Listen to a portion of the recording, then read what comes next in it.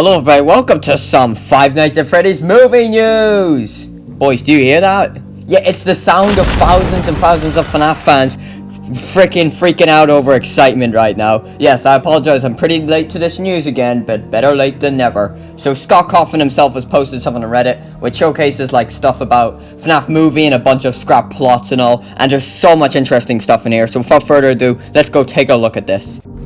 Right, we're on Reddit. r/finance phrases by Animan Dude. So bad news about the FNAF movie, sad face. Okay, so this isn't looking good, but I've already read for this already last night when the news first came out, and trust me, there's so much stuff in here. So embrace yourself from me rambling on about stuff for how long? 5 minutes. Maybe not 5 minutes, but quite a while. Okay, so hi everyone. Before we get to the bad news today with the Five Nights at Freddy's movie, I wanted to share a brief history of the FNAF screenplay. It's been a long road, so let's take a look at some of the screenplays that have come and gone over the years, in no particular order, or feel free to skip to the end really quickly to see the bad news, and then come back and enjoy the list. Winking face. Some of these came from big studios, some from big directors, some from me, and some from other hired writers. I gave the screenplays a name, and I include a brief synopsis as well as what ultimately led to each screenplay being rejected. Okay, so let's get started. The F screenplay. There's F in the chat. Basic setup: group of teenage troublemakers break into Freddy's. Ensues. The problem, although a pretty basic setup, there were a lot of odd choices here, which only got weirder as the story continued. The story ended with our protagonist in a secret underground animatronic factory that was designing robots for the government. Epic stuff. Verdict: what the fuck, strayed way too far from source material tossed. Alrighty. The plushies take Marvin screenplay. I remember this. Scott Coffin said about this in Doco interview. He said something about someone making fun of a plot about there being plushies taken over, and that was actually something. Oh, they basically burned with fire. Alright. The Random Charlie screenplay. Basic setup: Charlie and friends sneak into Freddy's after hours to retrieve a lost toy. Charlie, although sharing similar names of familiar characters from the series, exactly. These characters had nothing to do with their game and book counterparts. Yes, exactly. That's what the Charlie, this name that's been used. So while featuring familiar elements of the game, it seemed too loosely based on the game, and had lost a lot of its impact because of it. Felt like a random bag of FNAF elements with no real stakes. Meh. Silver Eye screenplay. This one sounds interesting. Sakira and I both worked on free versions of a Silver Eye screenplay over the course of about a year, trying to find the right approach to the story from the first book, which is the Silver Eyes. First book of the FNAF book series. Problems.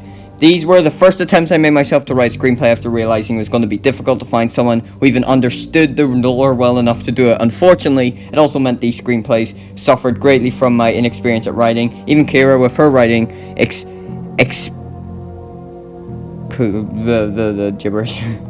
Although these had some good elements, I ultimately decided to focus on making a screenplay from the games, not from the books. Yeah, he did say as well it's going to be based on FNAF 1 to 3, and not the books.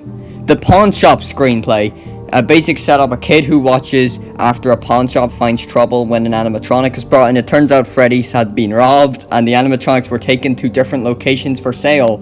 The other animatronics come to retrieve the one at the pawn shop, and the kid and his friends get roped into adventure. The problem was it was a creative approach, but it felt too much like a boy and his animatronic. Too much after-school adventure, not enough horror. See, it did seem like a good idea at the time, however, but it was also scrapped. Cassidy! Hey, that's a name that we all know from the lore. Golden Freddy. Basic setup: diving deep to the screenplay packed in a lot of lore following the story of Cassidy. That sounds really interesting. So what's the problems with this one? Spanning multiple time periods, following multiple characters, featuring lore from multiple games. This was pretty saturated to a fault. It may have been satisfying to the most hardcore fans, but it would have left the majority of people confused and lost. Hey wait, maybe this was the most accurate screenplay. Ultimately more of a visual cloidopedia than a movie. This wasn't very satisfying. Even to me, it's out. The Misfit Kid. Ha, give me Balloon Boy vibes. Single mom brings her kid to a new town. Kids finds Freddy, and stuff happens. One of the problems is creating a modern day story with an old Freddy set and is finding a way to connect the protagonist to the restaurant, finding a reason for them to be there and finding a reason for them to stay. The only problem here was that the reason for this kid to go to Freddy's and have misadventures was too contrived and too forced. It wasn't a bad setup, but it didn't work. If I don't care about the characters, then there's a good chance no one else will either. So Scott himself didn't even care for these characters. This was going to be the screenplay for a while, but it didn't have any serious flaws. I ultimately just decided it wasn't good enough, though. The Ghost Tracker Screenplay.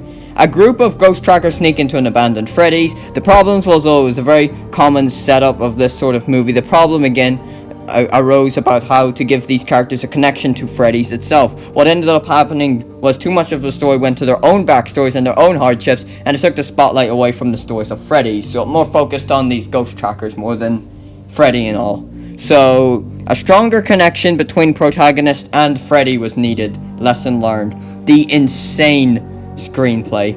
Another ghost tracker one. This involved the fun time animatronics, underground ball pit tunnels, and a marionette out for revenge. Damn. As some other screenplays ventured too far into his venture, this one went too far into action. It was too all over the place with too many characters doing too many things, and it's gone. Now here is the final one, the Mike Screenplay. M-I-K-E. Basic setup. This makes sense. Why didn't I think of this before? Problems. Actually, this is a good mix. It has the best pieces from all the previous screenplays. Not really any problems. All the right characters, all the right motivations, all the right stakes. Yeah, we're going with this one. It's fun, it's scary, and it has a great central story. Alright, so on to the bad news. The bad news is that there won't be any more screenplays to add to this list, since we're officially making the Mike Screenplay. And the filming starts in spring.